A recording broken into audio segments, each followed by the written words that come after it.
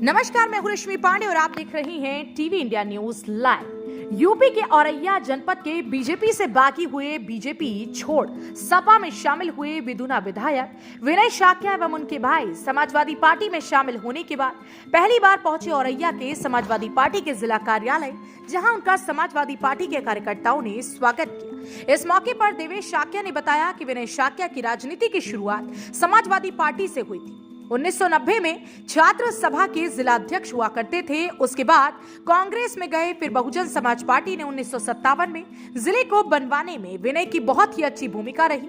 बहन जी की सरकार में 1997 में औरैया जिला बनाया गया। 2002 में बहुजन समाज पार्टी से विधायक चुने गए और मंत्री बनाए गए थे। वहीं 40 विधायक तोड़कर समाजवादी पार्टी की सरकार बनी थी। विदुना विधानसभा से उसके 2007 में 200 कुछ वोट से हार गए थे। 2009 में मुलायम सिंह के सामने चुनाव मैनपुरी से लड़े थे।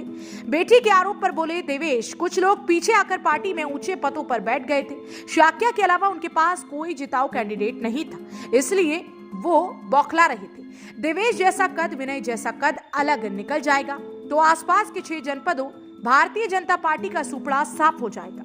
जनता पार्टी की क्रियाकलाप रास नहीं आए तो हम लोगों ने छोड़ दी पार्टी और टिकट नहीं देती। हम पार्टी के लिए काम करेंगे। राजनीति में समय समय पर परिस्थितियां बदलती रहती हैं। मेरी राजनीति छवि धूमिल करना चाहते हैं और यहाँ वह लोग हैं जिनका कोई जनाधार नहीं है। जो लोग यहाँ आकर कह रहे हैं, यहाँ लोग हैं जिनका कोई जनाधार नहीं है। यहाँ बैकडोर से आकर बड़े पदों पर बैठ गए हैं। उन्हें डर है कहीं अगर ऐसा होता है तो उनकी राजनीति खत्म हो जाएगी। वहीं सपा जिलाध्यक्ष राजवीर ने कहा, शामिल होने पर मेरा परिवार बढ़ रहा है, हमें खुशी हो रही है और हमें पूरा भरोसा है तीनों सीटें औरैया की जीतेंगी। वहीं योगी आदित्यनाथ पर निशाना साधा, किसानों को, बेरोजगारों को रोजगार नहीं, किसान की आय दोगुनी की जगह सारी फसल सांड खा गई, गाय भूखी मर रही है, कोई चारा नहीं। पहले मुख्यमंत्री हैं जिन्होंने गायों को घेर कर हत्या कर दी। पहला मुख्यमंत्री बाबा होगा। पीने के लिए पानी नहीं, खाने के लिए चारा नहीं, अस्पताल में दवा नहीं, गायों की हत्या नहीं, डेली मर रही है गायें। गांव में वोट मांगने जाए भाजपा के लोग, तब गांव में देखो जनता बताएगी सांडों से उनके खेत चराती, उनके लिए लाठी लिए बैठी है। समाजवादी पार्टी हर स्तर से तैयार है, 20 तारीख का इंतजार कर रही है, मशीन से जवाब देगी। खबर है तो दिखेगी ही, चाहे जो भी हो अंजाम। इसी तरह की खबरों से खुद को अपडेट रखने के लिए तुरंत सब्सक्राइब करें आपका अपना channel TV India news live और बेल आइकन प्रेस करना ना भूलें। वीडियो को लाइक, शेयर, कमेंट्स करें। अब आप प्ले स्टोर पर जाकर हमारा ऐप भी डाउनलोड कर सकते हैं, टीवी इंडिया न्यूज लाइव। करता हूँ मैं कल, जबकि अभी तक ये लखनऊ से लौट के नहीं आए थे, आज पहली बार आए। लेकिन बहुत से गांव ऐसे हैं जिन लोगों ने बहुत अच्छे मन से हमारे गले मिले, जो हमसे दूर रहते थे, और अपनी तरफ से अपना मोबाइल नंबर लिखाया, बोले भैया जान लगाए दिए समाजवादी पार्टी के लिए। तो इतना जोश आ गया लोगों में, कार्यकर्ताओं में। के अलावा उनके पास विदुना विधानसभा में कोई भी जिताऊ कैंडिडेट नहीं था। इसी चीज से बौखला रहे थे कि देवेश जैसा कद, विनय जैसा कद अगर निकल जाएगा तो आसपास के 6 जनपदों में भारतीय जनता पार्टी का सुपड़ा साफ हो जाएगा। यदि पार्टी आपको टिकट नहीं देती फिर आप क्या करोगे? तो काम करेंगे पार्टी का, जो हम जिस उद्देश्य से आए हैं उस विचारधारा को खत्म करने के लिए। जो दलित और पिछड़ों को, दलित पिछड़े, मैं सर्व समाज का सम्मान करता हूँ, लेकिन जो मानसिकता भारतीय जनता पार्टी की 5 वर्षों में कार्य को लेकर रही है, उनके क्रियाकलापों को लेकर रही है, वो हमें राज नहीं है। हमने अपना रास्ता अलग कर लिया। देवेश जी, ये बताइए, आपने लगभग 20 साल तक समाजवादी पार्टी के खिलाफ काम किया, उनके जुल्म और ये सारी चीजें आप बताते रहे, फिर ऐसा क्या कारण रहा कि आपको समाजवादी पार्टी में आना पड़ा? देखिए, विनय शाक्य जी का प्रारंभिक जीवन समाजवादी पार्टी से शुरुआत हुई थी, जब वो 90 में छात्र सभा के जिला अध्यक्ष हुआ करते थे। किन्हीं कारणों बस पार्टी की नीतियां उस समय या कुछ भी इनके कारण रहे हों, 93 में समाजवादी पार्टी छोड़ दी थी हम लोग। फिर उसके बाद चूँकि मैं अध्ययनरत था तो बड़े भाई साहब राजनीति कर रहे थे। फिर 93 में कांग्रेस ज्वाइन की थी, 94 में कांग्रेस के जिला अध्यक्ष थे यूथ ब्रिगेड के, कांग्रेस में। उसके बाद कांग्रेस में लंबे समय तक रहने के बाद 96 में बीएसपी हमने ज्वाइन की थी। 94 में बीएसपी ज्वाइन की थी, और बीएसपी ज्वाइन करने के बाद जिला उपाध्यक्ष के रूप में इन्होंने कार्य किया। फिर बीएसपी में ही मंडल उपाध्यक्ष के रूप में काम किया, फिर मंडल कोऑर्डिनेटर के रूप में काम किया, और 97 में औरैया जनपद को अलग कराने में इनकी अहम भूमिका रही। 97 में मायावती जी द्वारा ये औरैया का सृजन हुआ था जनपद का। फिर उसके बाद लगातार बीएसपी में लंबे समय तक काम करने के बाद बीएसपी को 2002 में भाई साहब विधायक हुए थे विधुना विधानसभा से, और उस समय मंत्री का भी पद इनको दिया गया था। राज्य मंत्री थे, स्वतंत्र प्रभार वाह्य साहित्यिक परियोजना विभाग था। उसके चलते फिर चूँकि सरकार 40 विधायक तोड़ के सरकार समाजवादी पार्टी की बनी थी, उस समय जैसा सब लोग जानते हैं, ये कहना आज ठीक नहीं है, और 2007 में पुनः बीएसपी से टिकट लेके लड़े थे और 241 वोटों से विधुना विधानसभा से चुनाव हार गई थी। लेकिन चुनाव हारने के बावजूद भी 2009 में लोकसभा मैनपुरी लड़े मुलायम सिंह जी के सामने। उस समय भी बहुत अच्छा चुनाव रहा था। है कि समाजवादी में सभी लोग स्वतंत्र हैं, टिकट कोई भी मांग सकता है, लेकिन जैसा कि मैंने बोला, जो उन्होंने आरोप हम पे लगाए हैं वो निराधार है, जिसका खंडन एसपी द्वारा भी किया जा चुका है, सारे चैनलों द्वारा किया जा चुका है।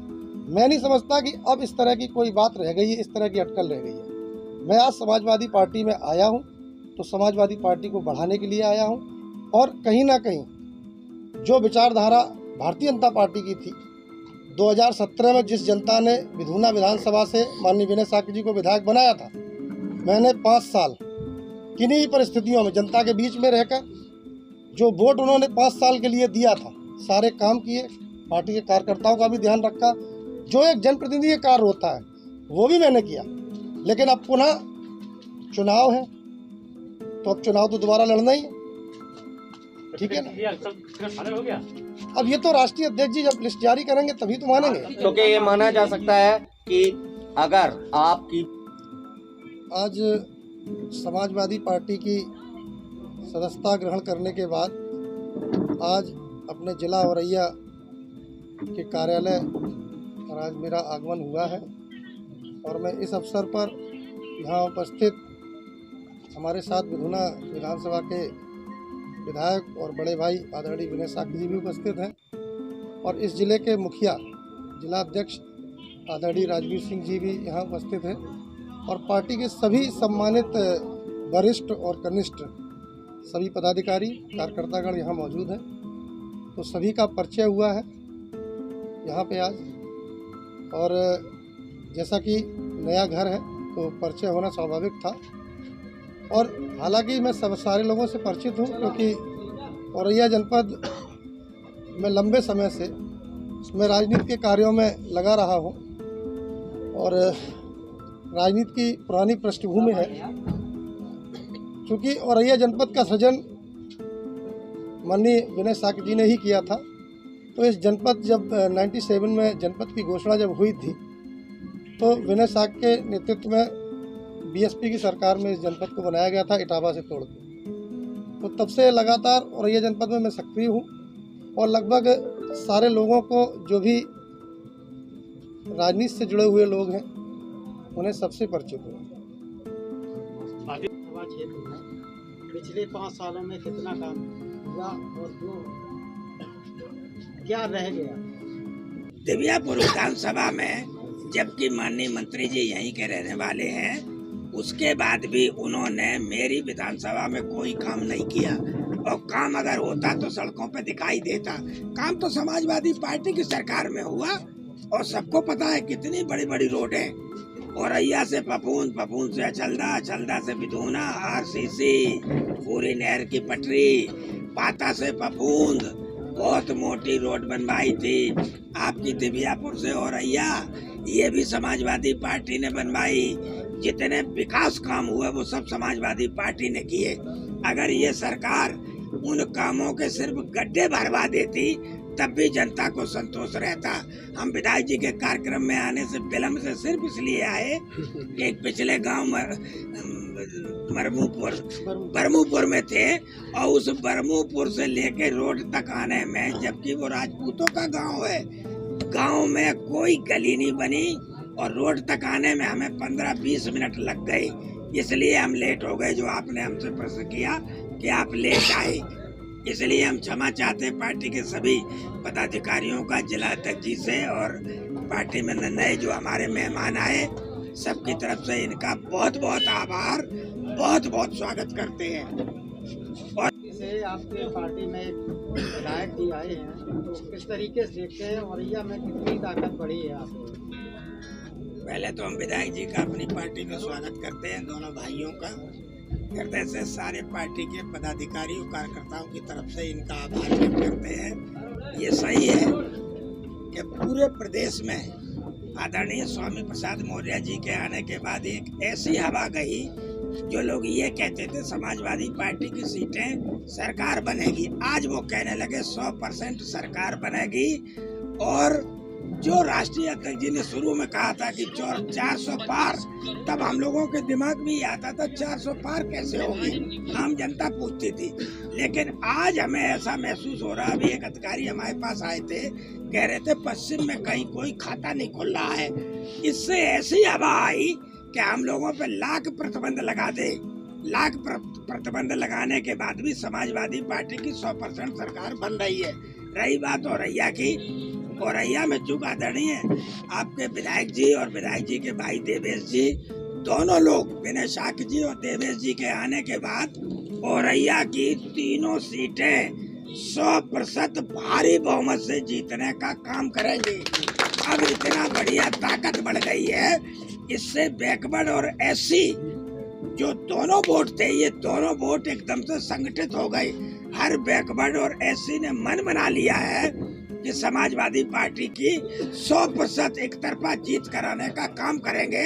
और आज ये सबका मन है, हर जनता का मन है कि भाजपा को 10 फीट नीचे गड्ढे में दबाने के बाद इस प्रदेश में 100% आदरणीय अखिलेश जी एक तरफा पूर्ण बहुमत की सरकार बनाएंगे। आज बिधूना से विधायक विनय शाक्य और उनके भाई समाजवादी पार्टी में आए हैं, तो किस तरीके की मजबूती आपकी पार्टी को मिलेगी और क्या कहना चाहिए? मेरा परिवार बढ़ रहा है। किसी का परिवार जब बढ़ता है तो अंदर से खुशी होती है, सबको खुशी होती है। तो आज मेरा परिवार और बड़ा हो रहा है, तो हम सभी समाजवादियों का बहुत खुशी है। किस तरीके से आपको क्या लगता है कि इनके आने से कितना आपको जो है इस इलाके में वोट में? नहीं, बिल्कुल, जब संख्या 1 से जब 2 हो जाएगी तो मैं बढ़ ही गया हूँ भाई। ये नेता हैं और कई बार विधायक रहे, मंत्री रहे हैं, और जब 1 से 2 संख्या होगी तो बढ़ ही गई। तो मैं तो बढ़ ही गया। मैं तो बिल्कुल फुल कॉन्फिडेंस, तीनों सीटें समाजवादी पार्टी जीतेगी। और अध्यक्ष जी क्या मानते हैं? प्रदेश में समाजवादी पार्टी पूर्ण बहुमत से जीतेगी, इसलिए कि 5 साल अगर किसी ने संघर्ष किया है, इस सरकार के खिलाफ सड़क पे कोई उतरा है, इस एक एक मुद्दे को उठाने का काम किया, वो समाजवादी पार्टी। और तो अपना पता ही नहीं उनका कहाँ थे। तो हम लोग पूरे प्रदेश में भारी बहुमत से जीतने वाले हैं। और जो बीजेपी ने किसानों को जो वादा किया था कि मैं 2 आय कर दूंगा, उनकी फसल को सांडों से चरवा दी। यहाँ के बाबा मुख्यमंत्री ने गायों को घेर के हत्या कर दी। कोई पहला मुख्यमंत्री होगा जो गाय की हत्या करने वाला होगा, यही बाबा मुख्यमंत्री हैं, जिन्होंने गायों को घेर के हत्या कर दी। उनको खाना क्या दिया बताइए? पानी के लिए पीने के लिए पानी नहीं, खाना के लिए उनको चारा नहीं, अस्पताल कोई दवा नहीं, गायों की हत्या डेली मर रही गाय। तो ये लोग सब वो लोग हैं। और इनको जनता गांव में वोट मांगने तो जाएं भाजपा के लोग, तब उनको जनता बताएगी। उनके खेत जो सांडों से चराए हैं वो लाठी लिए घूम रहे हैं। सांडों के साथ आपको भी, भाजपा के लोगों को भी दौड़ाने का काम करेंगे। चुनाव आयोग ने इस बार वर्चुअल तरीके से प्रचार और मीटिंग करने का, उसमें कोई फर्क पड़ेगा? देखिए, समाजवादी पार्टी हर स्तर से तैयार है। समाजवादी पार्टी हर स्तर से तैयार है। समाजवादी पार्टी वर्चुअल से लिए तैयार है। कोई भी, चूंकि समाजवादी लगातार हमारा जो संगठन है हमारे जो संगठन के लोग हैं उन्होंने ज़मीन में हकीकत एक एक टीम से लेकर तैयार है, चाहे वर्चुअल रैली करें, चाहे गांव में एक भी आदमी को जाने का तैयार। हमारा जो कार्यकर्ता है वोट डालने के लिए रेडी, केवल तारीख 20 फरवरी का इंतजार कर रहा, जिस दिन आएगी मशीन ची करके जाएगी। भाजपा के लोगों को रास्ता नहीं देखते बनेगा। समाजवादी पार्टी का औरैया से कुंडवा क्या और बढ़ने वाला है? क्यों बढ़ता जाएगा? सारे लोग समाजवादी पर, भाई लोगों को मिला क्या? किसान को कुछ मिला नहीं, व्यापारी को कुछ मिला नहीं, नौजवान को कुछ मिला नहीं, तो बताइए लोग जाएंगे क्या? भाई सरकार तो इसलिए चुनी थी किसान ने दोगुनी आय कर देंगे, 15 लाख खाते में आ जाएंगे, इसलिए चुनी, इसलिए नहीं चुनी थी कि